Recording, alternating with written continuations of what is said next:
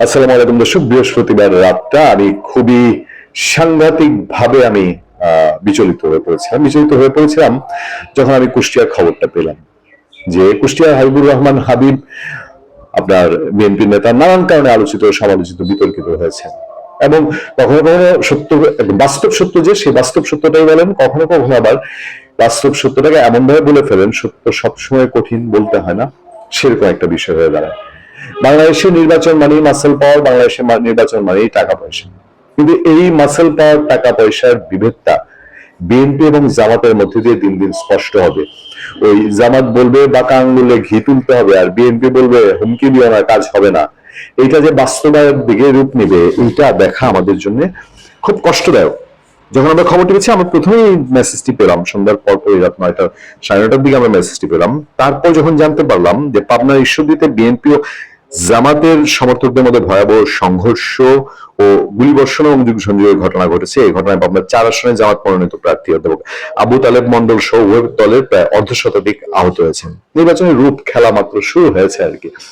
এবং কালকে আলতাফ হোসেন চৌধুরী, সাবেক স্বরাষ্ট্রমন্ত্রী বিএনপির, না, আব্দুল আল মিন্টু, বিএনপির খুবই পাওয়ারফুল বিএনপির নীতি নির্ধারকদের একজন, আব্দুল আল মিন্টুর গাড়ি বহরে গতকালকে হামলার ঘটনা ঘটেছে বৃহস্পতিবার দিন। আচ্ছা, সন্ধ্যায় উপজেলা বাহাপুর ইউনিয়নের যোগীর চর আলহাজ মোড় এলাকায় এই ঘটনা ঘটে। প্রত্যক্ষদর্শী স্থানীয় আছেন, দুদিন আগে দলীয় বিষয় নিয়ে শাহাপুর ইউনিয়ন কৃষক দলের সভাপতি মক্কেল মৃধার সঙ্গে বাগবিতণ্ডা হয় স্থানীয় জামাত নেতা ইকবাল হোসেনের। ওই ঘটনার সূত্র ধরে বৃহস্পতিবার বিকেলে পাবনা জেলা জামাতের আমির অধ্যাপক আবু তালেব মন্ডলের নেতৃত্বে দলটির শতাধিক নেতাকর্মী শাহাপুর ইউনিয়নের আলহাজ মোড় এলাকায় যান। আচ্ছা, এ সময় যোগীর মোড় নামক স্থানে শাহপুর ইউনিয়ন কৃষক দলের সভাপতি মক্কেল মৃধা তার ছেলে মনিরুল ইসলামকে দেখে অতর্কিত হামলা করে জামাতের নেতাকর্মীরা। খবর পেয়ে তাৎক্ষণিক স্থানীয় বিএনপি নেতাকর্মীরা পাল্টা হামলা চালায়। কেউ কাহে নাহি ছাড়ে সমানে সমান। এর কিছুক্ষণ পর পার্শ্ববর্তী চর আলহাজ মোড় নামক স্থানে আবারও সংঘর্ষে জড়ায় দুই দলের সমর্থকেরা। সংঘর্ষ চলাকালে গুলিবর্ষণ, আবু তালেব মন্ডলের গাড়ি ভাঙচুর সহ প্রায় 10টি মোটরসাইকেলে অগ্নিসংযোগ করা হয়। বোঝেন কোন দিকে যাচ্ছে নির্বাচন, এবং দুই দলই প্রমাণ দিচ্ছে পুলিশ আর্মি মানি না, আমাদের কাছে যে জিনিস আছে তাই অনেক যথেষ্ট। এ ঘটনায় পাবনা জেলা জামাতের আমিও পাবনা 4 আসনে জামাতের মনোনীত প্রার্থী আবু তালেব মন্ডল এছাড়াও আরো জামাতের কয়েকজন নেতা, বিএনপির কয়েকজন নেতা, তারা মোটামুটি ছেঁচা খেয়ে হাসপাতালে আছে, পরীক্ষা হয়েছে। এই ঘটনা কেন্দ্র করে এলাকায় সাধারণ মানুষের মধ্যে চরম আতঙ্ক তৈরি হয়েছে।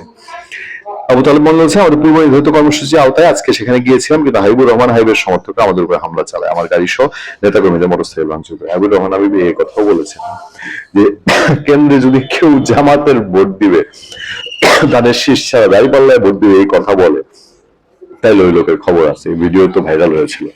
এখন হাবিবুর রহমান হাবিবের এই এলাকায় হাবিবুর রহমান হাবিব এই সম্পর্কে নমিনেশন পেয়েছেন তারেক রহমান, তার ওই তাকাত দেখেই তো তাকে শেখের মনোনয়ন দিয়েছেন যে জামাতে যে এরকম দেখাইতে পারবে। বিএনপি জামাত খেলা শুরু। এবার শাহরুখপুর বিএনপির সভাপতি তিনি বলছেন, আজকে জামাতে পূর্ব নির্ধারিত কোনো গণসংযোগ ছিল না, গণসংযোগে কেউ কখনো গাড়ি ভর্তি করে অস্ত্র নিয়ে আসে না। মূলত গত 2 দিন আগের ঘটনায় সূত্র ধরে আজকে মক্কেল মৃধা তার ছেলের উপর হামলা করে তাদের মণ্ডপ ও তাদের মণ্ডল তার সমর্থকরা। বেশ জমেছে না জামাত বিএনপির খেলা? কেবল শুরু। রেফারি এখন ঠিক মতো হুইসেল দিতে পারেনি। হুইসেল বাজুক, বাদ বাকি দেখে নিবেন। ভালো থাকবেন, সুস্থ থাকবেন। আপনার সাথে আমি আতিক রহমান, পূর্ণিয়া।